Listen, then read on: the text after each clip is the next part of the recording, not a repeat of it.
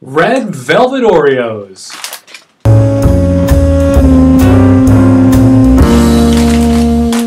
Alright, first off, special thanks to Mark Travis, one of my students, who somehow got on Nabisco's mailing list so that they can give you the limited edition Red Velvet Oreos. Now, people have been freaking out about these, saying, please review them.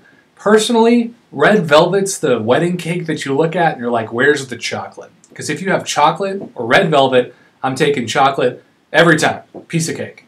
However, Oreo decided, we've done chocolate, so let's do some red velvet.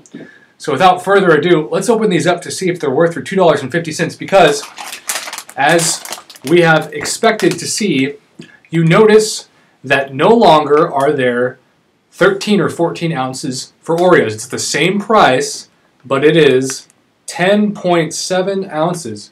So you're already getting the shaft from Nabisco. Thanks a lot, you jerks.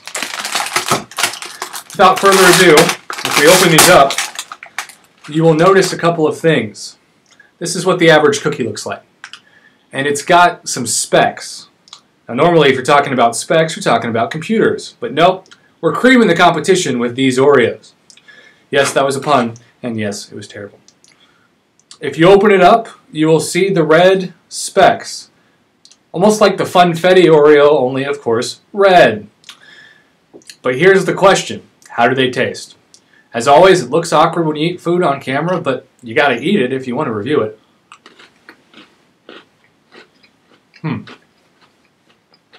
Alright, here's the good news. Have you ever had the cream cheese icing on a cake? You know, the stuff that Mama Betty Crocker puts out. I've never called her that in my life. That stuff is great. And this kind of tastes like that. It tastes like cream cheese icing, which makes sense because it says it's cream cheese flavored. Now, I did have a professor who came in here earlier and said they taste like mayonnaise. Don't worry, they don't taste like mayonnaise. Regardless, if we're giving it a grade, and since I'm sitting in my professor's office, we might as well give it a grade. If it's an A, as in the greatest Oreo I've ever eaten, or an F, as in please drop my class because I just lost brain cells, I'll give it a solid B to B+.